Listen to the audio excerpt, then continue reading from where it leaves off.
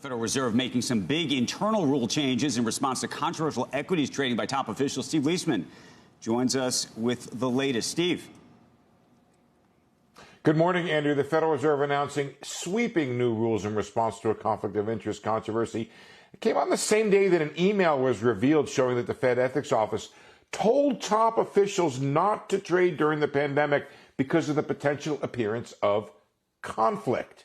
The March 2020 email, first reported in the New York Times and obtained now by CNBC, says, in light of the rapidly developing nature of recent and likely upcoming system actions, please consider observing a trading blackout and avoid making unnecessary securities transactions for at least the next several months.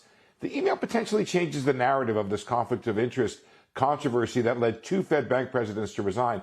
Some had cast the trading as benign, normal Fed trading actions that had gone on, but was only noticed by the public. But the email shows that at least the Ethics Office was sensitive to the appearance of conflict at the time when the Fed was responding to the pandemic through emergency actions, and that the Ethics Office warned senior officials, but was apparently ignored. New rules announced yesterday by the Fed should address future conflicts. The rules would prohibit purchase of individual stocks, bonds, and agency securities and bar them from entering into derivative transactions.